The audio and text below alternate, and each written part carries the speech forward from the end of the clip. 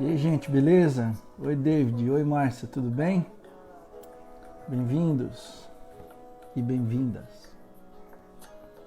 Família missionária na área. E aí, mano, tudo bem? Sandrão na área. Legal. A gente tá chegando devagarzinho nessa tarde esquisita aqui no litoral de São Paulo. Tá frio e chuvoso. Abraço. Bem-vindos e bem-vindas. A gente vai conversar com a Ari já já. A gente só tá chegando ainda, conectando aqui, né? Pra gente ir trocando ideia. Se vocês quiserem, por favor, mandem suas perguntas na caixinha de perguntas ali pra gente fazer as perguntas pro Ari, beleza? Estou com uma garrafa de café só pra degustar o papo. Ô David, que legal, mano. Eu tô com uma de água aqui na caneca do meu pai. Meu pai é torcedor da Lusa, mano. E aí eu tô de Palmeiras hoje, que é a única blusa que eu tenho, e Palmeiras e Portuguesa, que é o clássico paulistano. Beleza, gente? Sejam bem-vindos e bem-vindas. Tá um friozinho aqui, tá do jeito que eu gosto. Ah, esse vermelho e preto aí deve ser Flamengo, certeza. Os flamenguistas estão felizes esse ano. Então tá todo mundo felizão. Tá rolando aqui no fundo o Gladir Cabral. Sábado a gente vai trocar uma ideia com ele. Ele é um grande compositor, é pastor presbiteriano, poeta, professor universitário. A gente vai trocar uma ideia, vai ser bem legal vai ser legal pra caramba, sabadão. Hoje à noite eu vou falar com o Pedro Palhaço e também lá no Instagram da nossa comunidade de fé, que é a Capela Urbana. Se você puder, entra lá que a gente vai ter um momento de espiritualidade, beleza? Com o Sandrão, a gente vai ficar juntos. Chama o Arley. Pô, a gente combinou de conversar sábado, mas a internet tava pifando, cara. Tava tenso, né? Ó, Ananda na área, Cris na área,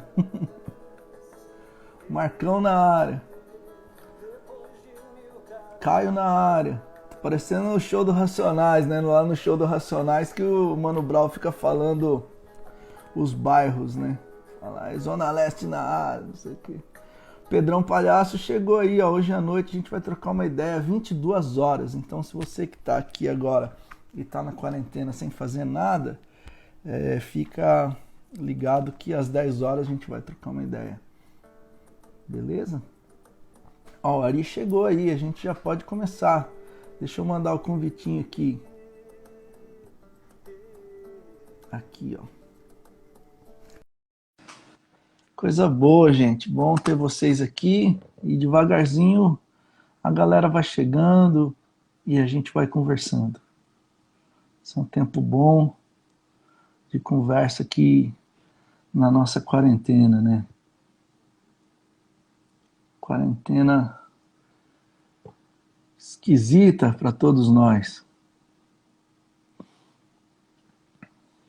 Lili na área. Galera na área aí. Bem-vindos e bem-vindas. A internet do Ari está conectando lá, a gente vai trocar ideia. Dessa vez eu não vou atrapalhar. O Eliseu, não atrapalha não, mano. Tá na paz. Tá tranquilo. Oi, Odete, tudo bem? Bem-vinda. Gabriel, Derek. Opa. Calma aí que eu vou de novo aqui no Ari.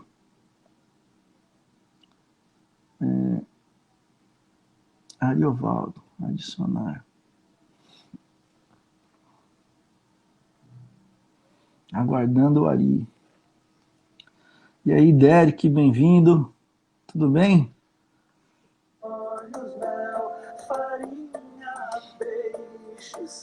Laila. Tudo bem, Laila? Então, lembrando que essa semana a gente vai conversar com uma galera legal. De trás para frente é assim, ó, é o Gladir sábado, sexta-feira o Hamilton da banda Resgate, quinta-feira nós vamos falar... Ixi, quem que é quinta-feira? O Leonan, quinta-feira é o Leonan e quarta é hoje, né?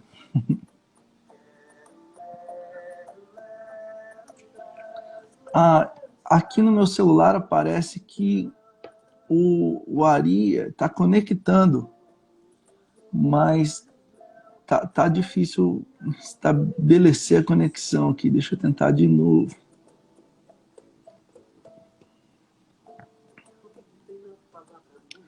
Ó, Pastor Maquino na área. Coisa boa. Jairo na área. Oi, Ari. Tudo bom, meu mano? Oi, Tá me ouvindo bem aí? Vendo bem também? eu estou vendo você. Agora eu ainda estou com um problema aqui que eu não sei exatamente o que que é. Sim. Vamos que vamos, gente. O Ari tá ajeitando o celular dele lá. E a gente vai. E eu vou dando oi para vocês aqui. Halbert, Thiago, Atos, Isaura. Bem-vindos, todos vocês, viu, gente? Gleide, Gleidinha.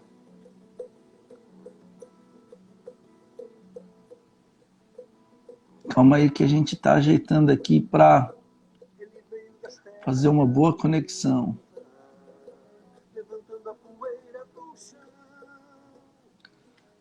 Cadê o Ed Kivitz? Pô, o Ed tá, nesse momento, ele tá conversando com o Carlos Bregantin. E aí, eu não sei, eu acho que é no Instagram do Carlos Bregantin, mano. Vale a pena.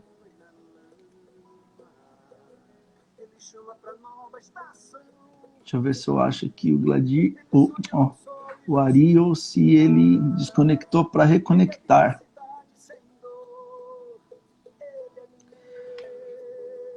Ô Atos, você quer meu livro, velho?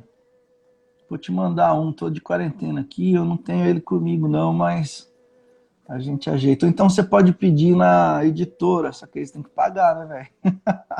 Comigo eu te dou na faixa. Sejam bem-vindos, gente. Estamos aqui aguardando que teve um probleminha aqui na conexão do Ari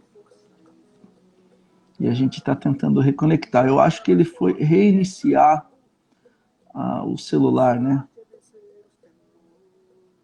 Faz parte.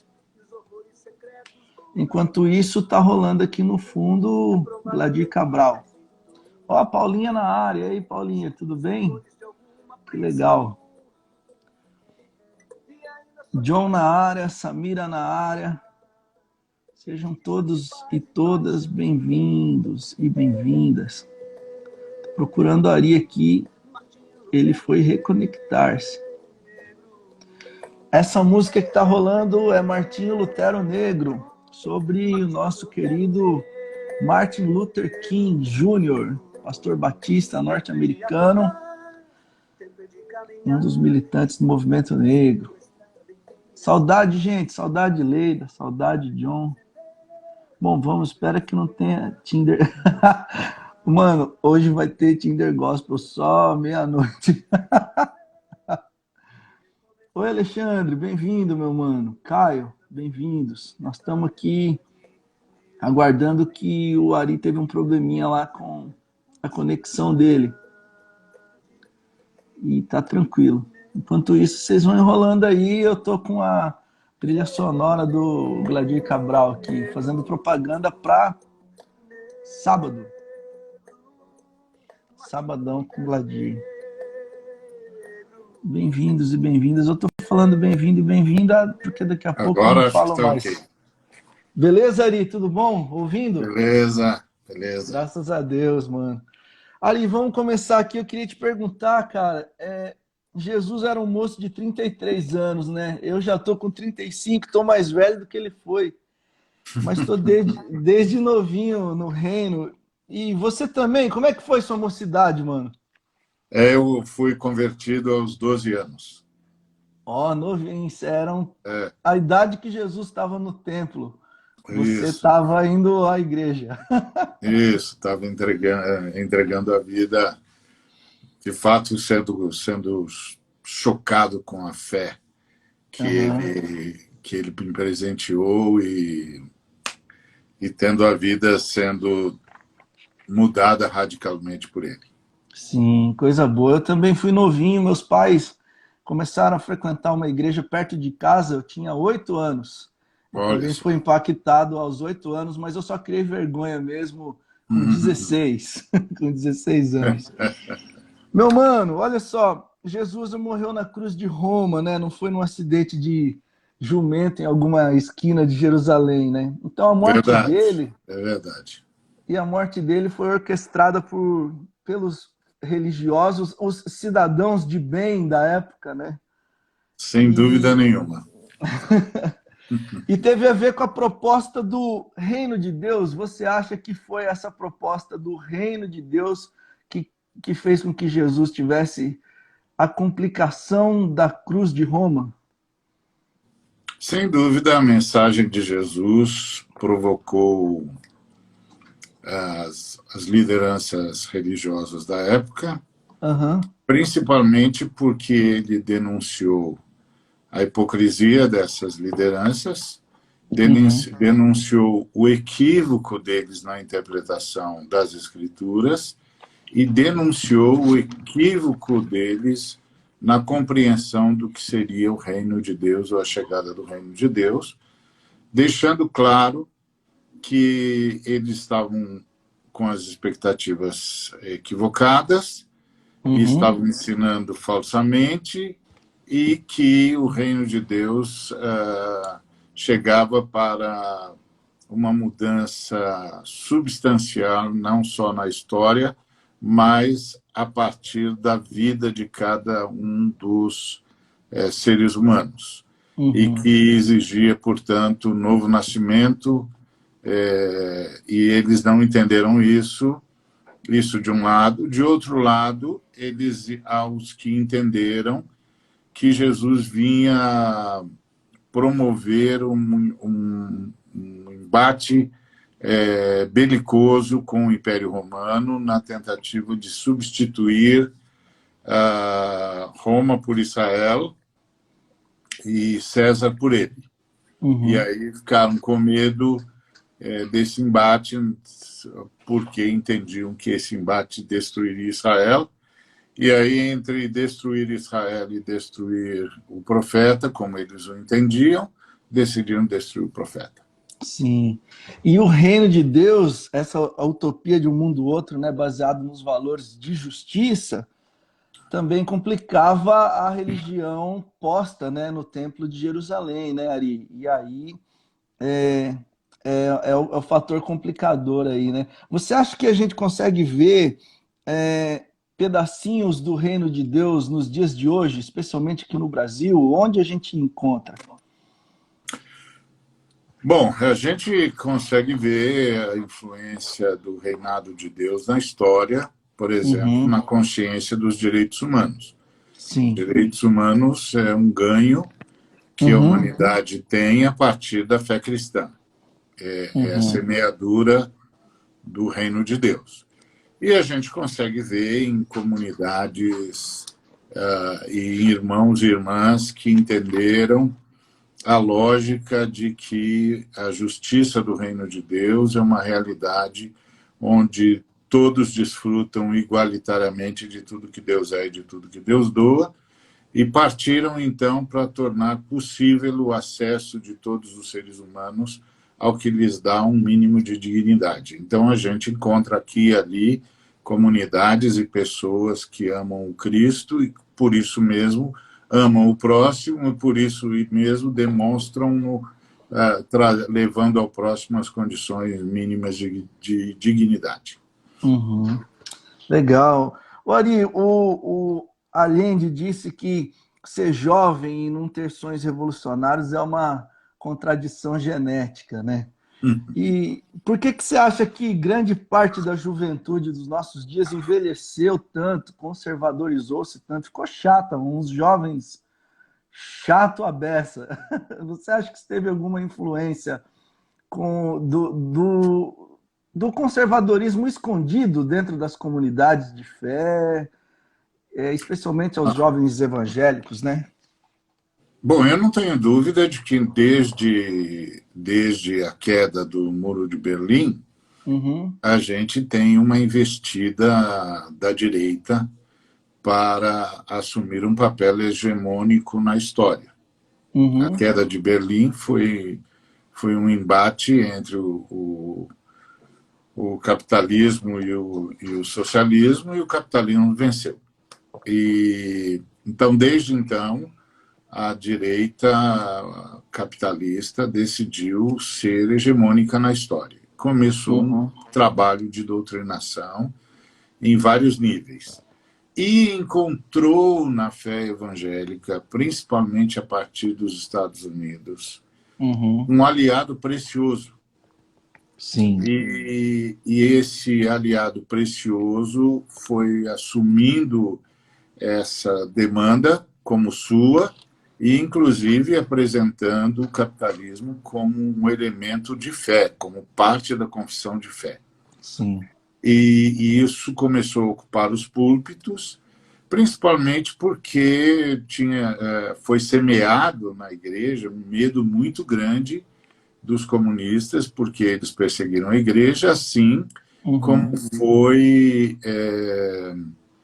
semeado o medo do islamismo, pelos uhum, mesmos motivos. Então, grande parte dessa reação da igreja evangélica brasileira é por puro medo. Medo de ser perseguido, medo de ser morto, medo, medo, uhum. medo. Não passa necessariamente por uma escolha ideológica consciente, mas Sim. pelo medo. E aí a direita soube usar isso muito bem. Aliás, foi a direita que disseminou esse medo, Uhum, simplesmente dando notícias sem contexto e sem explicação. E aí usou muito bem esse medo para semear como única possibilidade de não ser atingido por aquilo que tanto temiam, aceitar o capitalismo e os valores da direita como parte da sua confissão de fé. E isso é assustador, porque é graças a isso que muitas igrejas expulsaram simplesmente irmãos e irmãs que não concordaram uhum. com essa visão e foram expulsos, e não tem nenhuma explicação para isso, porque isso não passa pela redenção, não passa pela adoração ao Senhor, não passa pelo serviço ao Senhor. Então, só tem uma explicação: eles pegaram esses valores que são alheios ao Evangelho e os transformaram em confissão de fé. Bom, isso foi doutrinando a garotada toda, e, e aí, lamentavelmente, hoje nós temos muitos jovens que negaram essa condição genética que você falou do Allende aí, né? E não são mais revolucionários e defendem a manutenção do status quo e defendem a direita com o capitalismo como se Uhum. fosse parte da fé cristã. Cara, e aí chega a teologia da prosperidade dos nossos dias, que propõe exatamente a questão capital da grana e que Deus passa a ser É o verdade. banqueiro, né, mano? É verdade. A teologia da prosperidade é uma teologia que nasce nos Estados Unidos para resolver um problema que a acumulação sempre teve com a fé cristã, que é o Senhor Jesus proibiu a acumulação. Uhum, Então, isso sempre foi um problema para os capitalistas diante da fé cristã, porque Jesus foi contundente, ele foi contra a avareza, foi contra a acumulação, chamou atenção para isso várias vezes e tal, e de forma muito, muito drástica. Então, esse era um problema que o capitalismo tinha com a teologia cristã e que a teologia da prosperidade veio para tentar resolver, transformando o enriquecimento sem nenhum critério ético. O uhum, enriquecimento pelo sim. enriquecimento como prova de fé, de bênção, etc. Ari, qual que é a diferença entre a religião evangélica e a fé evangélica? Eu já vi você falar disso, mas acho que é legal a gente voltar para o tema, por conta que nos nossos dias nós estamos cercados da religião evangélica, né, meu mano? Pois é, a religião evangélica caiu na esparrela dos Gálatas, que é Uhum. a obra. As obras, as tarefas, você tem de fazer isso, tem de fazer aquilo, tem de fazer aquilo outro. Se você não fizer, você vai perder a salvação, ou não vai alcançar a salvação, ou não será abençoado por Deus. Enfim, estabeleceu a tese das obras e, consequentemente, a tese da barganha, a tese da tentativa constante de negociar com Deus, etc. Isso se tornou a religião Uhum. evangélica. Agora, a fé evangélica sustenta que pela graça somos salvos, mediante a fé, e que isso não vem de nós, é dom de Deus, como o Senhor nos falou através do apóstolo Paulo em Efésios. Isso é Uhum. dom de Deus, não de obras, para que ninguém se glorie. Então, a fé evangélica é a fé que se sustenta na lógica da graça, que é Deus que vem buscar o homem, que é Deus que dá a sua vida pelo homem, que é Deus que atrai o homem a si, e que é Deus que redime e santifica o ser humano e leva o ser humano a produzir o fruto do Espírito Santo.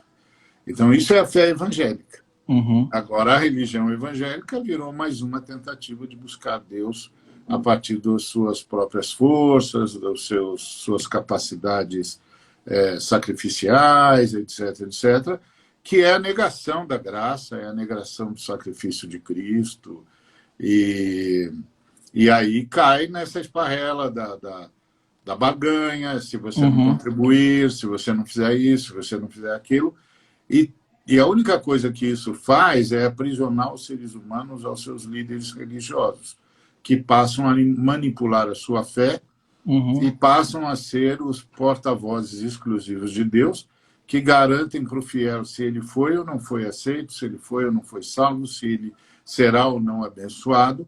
E é uma situação complicada, porque aí os líderes começam a gastar o que querem, os fiéis têm que Uhum. pagar tudo, e se Sim. não der certo, o líder vira para o fiel e diz: foi porque você não teve fé. Então, Sim. é, Uhum. um, é uma exploração, virou uma exploração espiritual, e aí isso é um elemento do que nós evangélicos chamamos de religião, porque nós Sim. diferenciamos religião de fé revelada. A Uhum. religião é o homem tentando buscar Deus. E a fé revelada é a notícia de que Deus veio buscar o homem. Legal. E essa parada é maquiavélica demais, né? Porque ser líder religioso nesses termos é tranquilo, né, cara? Porque você ganha uma grana e ainda, se tudo der errado, foi a fé do cara que falhou, né? É um Pois negócio. é, pois é. Todo custo fica nas costas da pessoa, do fiel, da pessoa que foi atrás da ajuda. Todo custo fica com ele, fica com Uhum. ela, seja quem for. É lamentável, é um golpe, eu diria. É um golpe tanto. Ari, ó, o pessoal mandou perguntas, eu vou colocar aqui, acho que você consegue ler também. Eu vou apertar qualquer uma aqui e aí a gente lê juntos, ó. Modernidade líquida de Bauman diz sobre as falências das instituições. A igreja está dentro? Está. A igreja é uma dessas instituições, como instituição, né? Não a igreja de Uhum. Cristo, corpo de Cristo, noiva do Cristo, casa de Deus, santuário do Deus Santo, não. Enquanto casa de Deus, enquanto corpo de Cristo, enquanto noiva do Cristo, a igreja vai muito bem e irá cada Uhum. vez melhor. Sim. Mas, como instituição, está dentro dessa mesma lógica do Bauman, dessa mesma Sim. lógica. As instituições estão falindo, elas não conseguem mais satisfazer as demandas dos seres humanos, elas não conseguem Uhum. mais explicar a validade da sua existência, E não é só a igreja, são N instituições, inclusive a própria representatividade partidária está em Aham. xeque. Então, Sim. sim, está dentro da mesma lógica, essa lógica da instituição que assume para si uma demanda que não consegue mais satisfazer e aí se torna, de fato, devoradora dos seres humanos que Uhum. começam a lutar para se libertar dela e aí no que nós chamamos de nova era, na sociedade Uhum. pós-moderna, etc., essas pessoas gradativamente vão conseguir essa libertação e essas instituições não terão futuro. A gente já Uhum. vê isso na igreja brasileira, por exemplo, que as igrejas independentes já são, em termos numéricos, maiores do que as grandes denominações, mesmo Uhum. gigantes como a Assembleia de Deus, por exemplo. Então, você está vendo uma busca de libertação constante na construção de comunidades autônomas, independentes, ainda hoje influenciadas pelos líderes midiáticos, mas Uhum. isso também, depois dessa pandemia, vai passar, vai Sim. diminuir drasticamente. E não adianta eles mudarem o por fora, né? Igual os partidos fizeram, alguns mudaram de nome, né? Tirou a sigla, botou vamos junto, tamo junto, vamos que vamos, né? Mas mantém a mesma lógica, só colocou um nome moderninho, tem um montão de igreja modernizando a estrutura, mais É, travada ainda dentro dos processos, né? Olha, não vou perguntar. exatamente, porque o problema é o poder, né? Sim. Uhum. Não adianta você mudar a tinta da parede, né, mano? É, a gente vai ter de aprender o que os apóstolos aprenderam quando pediram para o povo eleger os diáconos, que é abrir Uhum. mão do poder absoluto. O Sim. poder tem de ser distribuído e tem de emanar do povo. Ponto. Uhum. Legal. Ó, vou apertar mais uma perguntinha aqui sem olhar, senão estamos enrolados aqui. É, Qual a diferença entre a política de hoje para a política nos tempos de Jesus? Bom, do ponto de vista estrutural e institucional, muito grande a distância. A Uhum. política de hoje é uma política profissional, a partir dos partidos políticos, a partir de ideologias muito claras, muito claras em alguns casos e outras difusas. E é uma luta pela obtenção do mandato Uhum. para poder exercer essa força em nome do povo, ainda que traia o povo no processo. No Uhum. tempo de Jesus, não. No tempo de Jesus, principalmente no tempo de Jesus, a política era uma luta primeiro, por sobreviver num país subjugado, porque a gente tem de lembrar que Jesus chegou quando Israel estava sob dominação romana. Então, Uhum. a ideia era os partidos, e eram partidos mesmo, a palavra igreja traduzia naquela época a palavra partido. Uhum. E, então, eram partidos tentando sobreviver ao jugo romano, e aí eles tinham algumas posturas. Por exemplo, os herodianos Uhum. apoiavam Herodes na tentativa de ser o único rei de Israel, ainda que submisso a Roma. Uhum.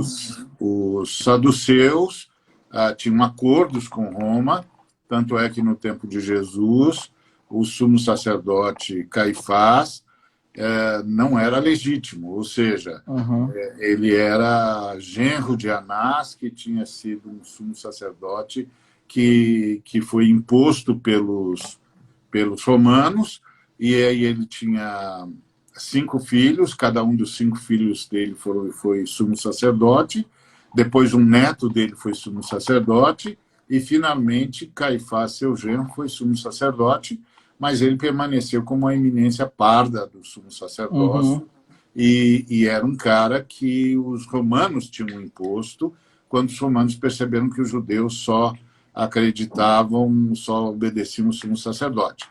Então, os saduceus, que eram sacerdotes, eram um partido para manter as benesses conquistadas por Anás para eles e manterem-se fiéis a Roma e subjugando o povo aos interesses de Roma. Por exemplo, quando Jesus derrubou as mesas dos cambistas, etc., ele estava atacando o negócio de Anás, porque aquelas pessoas prestavam serviço para Anás. Então, Jesus estava enfrentando Anás e denunciando que Anás não era legítimo e que tudo que veio dele não era legítimo. Por isso, quando interrogado por Anás, Jesus se recusou a responder as perguntas deles.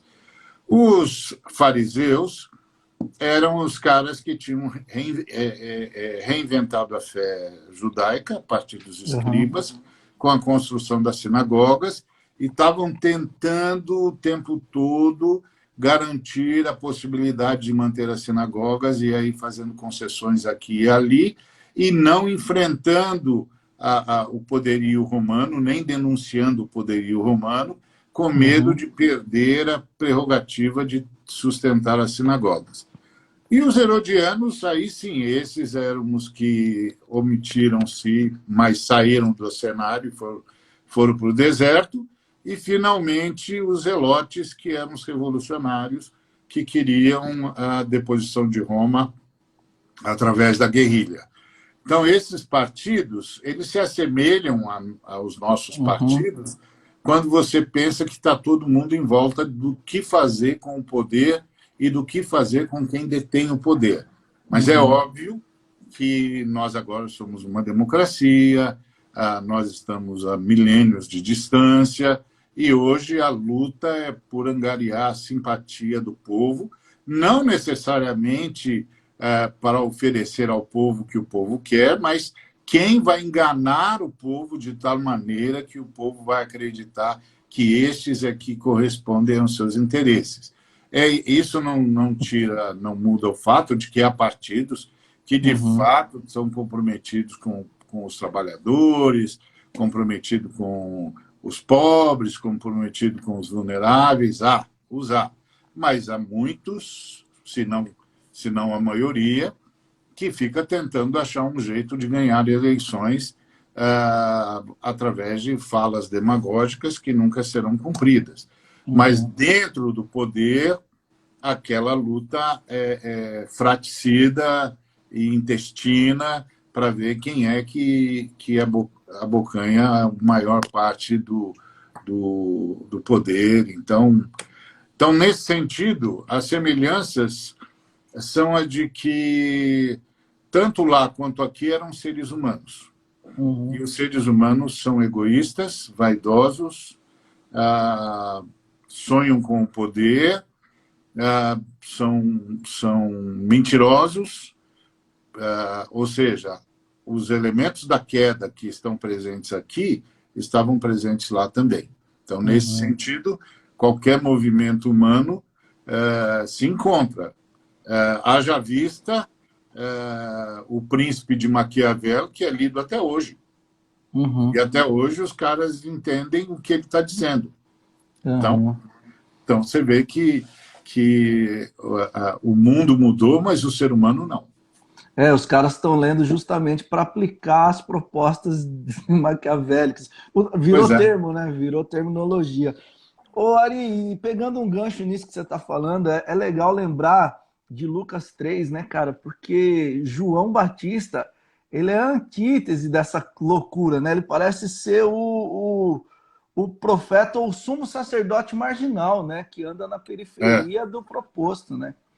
Ele é o sumo sacerdote marginal, porque ele deveria ser o sumo sacerdote por direito, porque ele era descendente direto de Arão, mas era de Anás. Anás dominava todo o ambiente sacerdotal e não havia espaço, e provavelmente ele foi criado no deserto pelos essênios, justamente porque com o nascimento dele, Anás se sentiu ameaçado e eles tiveram de fugir para o deserto, e os essênios, tudo indica, o adotaram, e ele cresceu como um essênio Uhum. nazireu, alheio ao que estava acontecendo em Israel, tentando Uhum. preservar a fé judaica, o que eles fizeram, inclusive, mantendo os manuscritos, que mais tarde foram achados em Uhum. Qumran.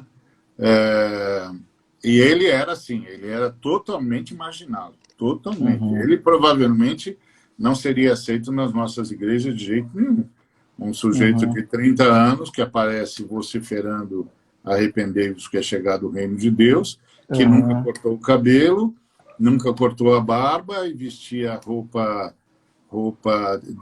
feita de pele de camelo, comia mel silvestre e gafanhoto, nunca seria aceito e você tem de lembrar que aquele povo era majoritariamente negro, então Uhum. ele era aquele estereótipo de quem veio Da das Jamaica, né? lides, lá das lides do deserto, marcado É. pelo sol, é outra Aham. história. Então ele é bem Sim. marginal mesmo, e a plástica dele é uma demonstração da indignação de Deus. Uhum. Então a voz, né? A proposta da voz do que clama no deserto, né? Daquele que clama, né? O... Então, a fala dele denuncia que Deus não estava mais no templo, que Deus estava no deserto e que ele era a voz de Deus que se refugiou no deserto. Ou Uhum. seja, Deus agora era um refugiado. Deus não Sim. estava mais na sua casa, Deus estava Uhum. desterrado, Deus estava no deserto, Deus tinha sido banido pelo seu próprio povo Uhum. quando eles aceitaram negociar com os romanos e entregar o templo aos romanos. Da mesma Uhum. forma como Ezequias cometeu o erro de mostrar as riquezas do templo para Nabucodonosor. Só que Uhum. agora eles foram mais longe. Eles simplesmente expulsaram Deus do templo e entregaram o templo para os romanos. Então, onde Deus está? Deus está no deserto. E Uhum. aí o João aparece dizendo que ele era a voz daquele que clamava no deserto. O Uhum. Deus criador, sustentador, o Deus de Israel, não estava mais no templo de Israel, não aparecia mais por lá há muitos anos, há muitas décadas, tanto é que ele ficou em silêncio durante 400 anos. Depois Uhum. de 400 anos, aparece um profeta nas margens do Lago de Tiberíades, do lado do deserto da Judéia, clamando o arrependimento. Uma cena fantástica. E curioso o fato de Jesus se sujeitar, né, ao batismo de João e dar, né, continuidade ao ministério de João, porque até as expressões que Jesus usa são muito parecidas no começo, né? São. Eles começam na mesma vibe, né? Na mesma Aham. lógica. E Jesus é o último Adão, então ele vai lá no batismo de João, Aham. representando o primeiro Adão que não se submeteu a Deus. Então, ele vai para se submeter a Deus diante de todas as pessoas, como o último Adão, é, para então anunciar o grande significado do batismo para todos nós, que é uma declaração de que nos submetemos à Trindade e devolvemos à Trindade a prerrogativa de decidir o que é bom e o que é mal para nós. Uhum, legal. Essa é uma coisa que sempre gera confusão na cabeça de muita gente, é o fato de Jesus ser batizado. Porque se o batismo de João era para arrependimento, né, e confissão de pecados, do que o Cristo teria de se arrepender e qual pecado ele deveria ter, se perdoar, né? Mas é legal você explicando o fato dele ir como representatividade humana do Adão, né? É, isso. Que coisa Ele legal. vai, como o último Adão, pedir perdão em nome de toda a humanidade. Legal. Ariel, uma perguntinha que me mandaram hoje mais cedo. Eu acho que a gente já tocou no assunto, mas eu quero melhorar a pergunta aqui, ó. Que pretensão, né? Qual o papel da Igreja de Jesus na sociedade? Eu colocaria na nossa sociedade 2020, pós-quarentena, como é que os discípulozinhos de Jesus deveriam se comportar?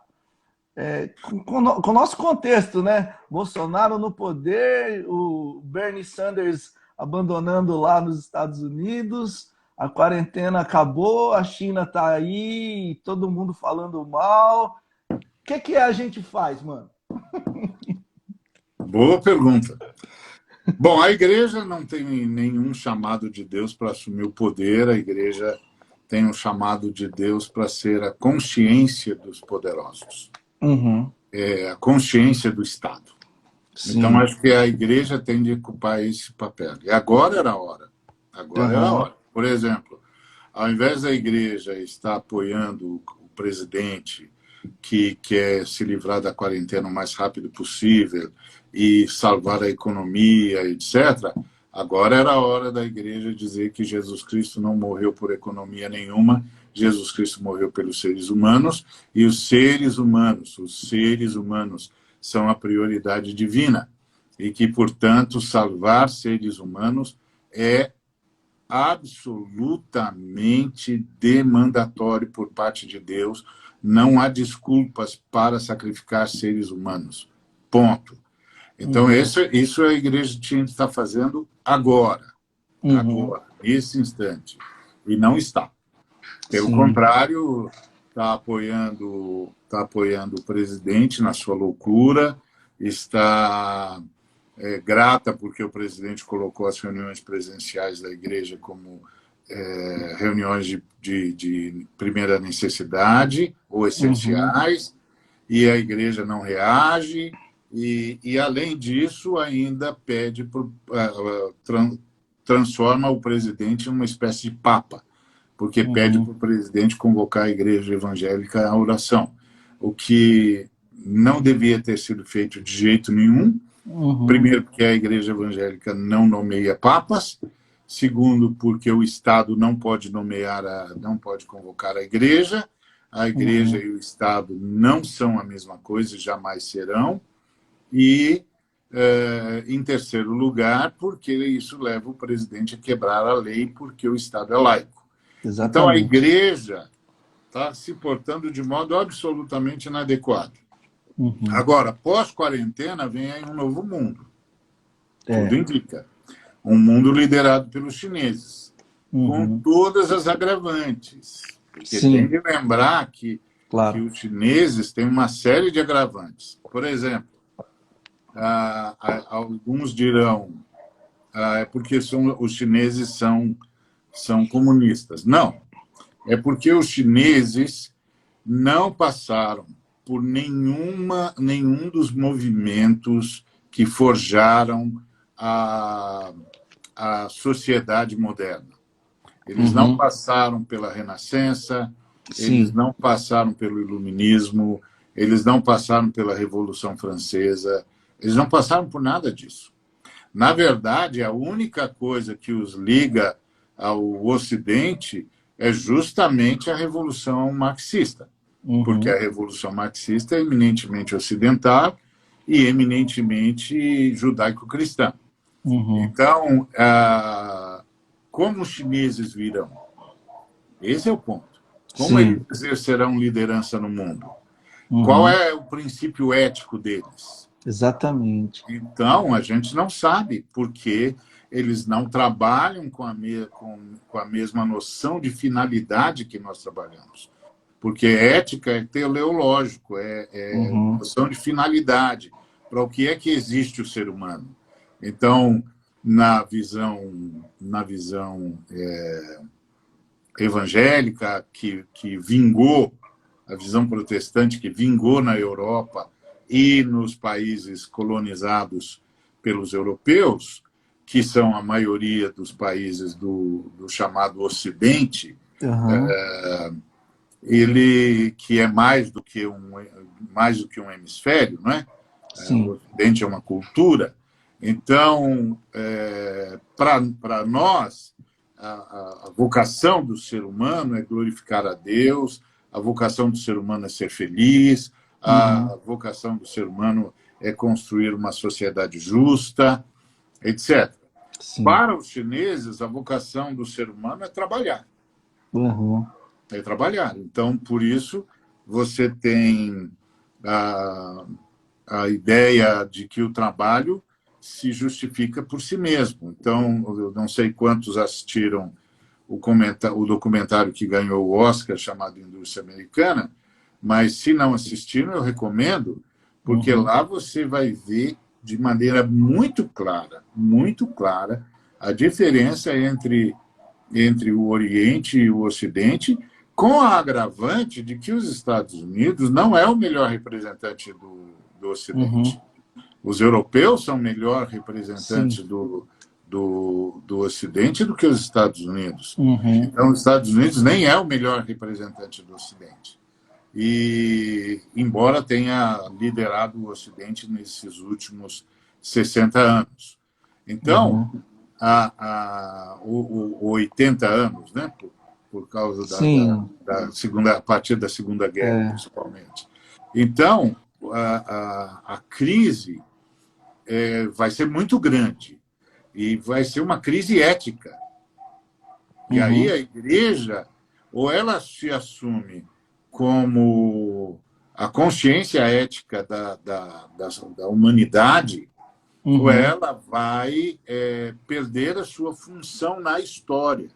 Não vai Sim. perder a sua função enquanto evangelizadora, é óbvio, porque sempre haverá pessoas a serem apresentadas a Cristo ou a ter Cristo Uhum. apresentado a elas, mas assim, do ponto de vista do macro Uhum. político, qual é o papel da igreja? O papel da igreja é ser a consciência do Estado, a consciência da sociedade, a consciência da humanidade. E com a ascensão chinesa, esse embate vai ser drástico, vai ser, eu diria, até desesperador. Uhum. E uma igreja que se acovarda, como nós temos assistido, com líderes que se acovardam, que não refletem, que não leem mais as escrituras, que fazem a escolha mais confortável, independentemente disso, inclusive fomentar o escravismo.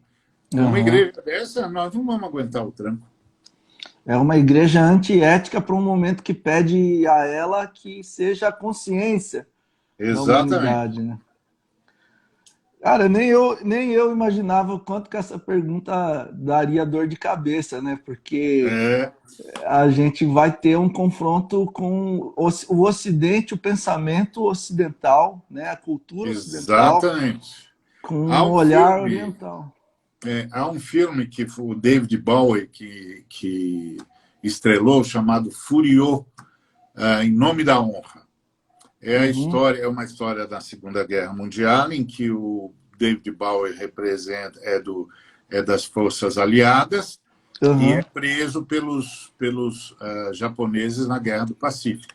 sim. E a primeira coisa que o oficial japonês diz para esse personagem encenado pelo Bowie é: aqui não é o Ocidente, aqui não existe Código de Genebra. Ou seja, eu não tenho nenhuma trava ética e nenhuma trava moral. Aqui não tem Código de Genebra. E Uhum, isso vai se tornar a realidade do mundo. uhum, Não tem Revolução Francesa, representatividade da Revolução Francesa, uhum, não tem iluminismo, não tem renascença, não tem iluminismo, não tem Idade Média, não tem nada dos elementos e dos eventos que forjaram o Ocidente. É uma uhum. outra realidade. De verdade, por incrível que possa parecer, o único ponto, a única ponte de contato com essa nova cultura que vai assumir a liderança mundial é justamente o marxismo. Uhum. Porque o marxismo é a única coisa que eles têm que vem do mundo ocidental e que vem da Sim. tradição judaico-cristã. Uhum. Então, vai ser um pega para capar, vai ser um auê. E aí a Cara, igreja tinha tudo para ser a protagonista da liberdade, do direito, da uhum, justiça. Mas aqui no Brasil a igreja está se apaniguando, se conluiando com o que é de pior, né? O uhum, que é de pior. Esse pessoal que está no poder é o que há de pior, né, no Brasil. O pior em termos éticos, o pior em termos de trato do bem comum. É um absurdo. Um absurdo. E a igreja apoiando tudo isso, ainda dizendo que é ungido de Deus. E isso, uhum. claro, leva Deus para o banco dos réus. Tá certo? Certo. Então, esses dias, um jovem disse para mim que eu sou um profeta que envelheceu.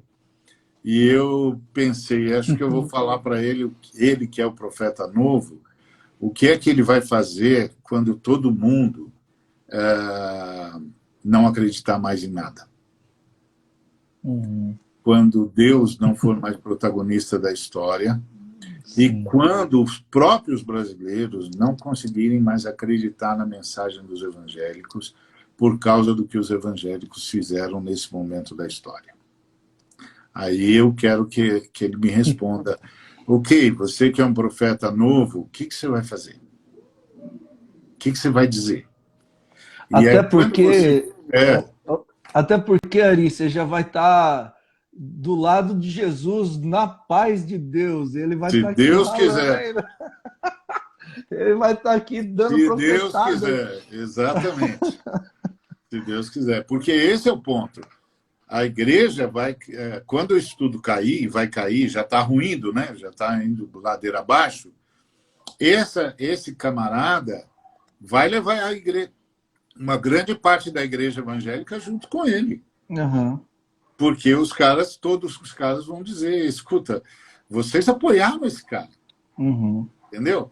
Então, eu faço parte, assim como você, faço parte dos que estão resistindo, dos que estão dizendo isso não é a fé evangélica, isso não tem nada a Uhum. ver com Jesus Cristo, isso não tem nada a ver com Deus.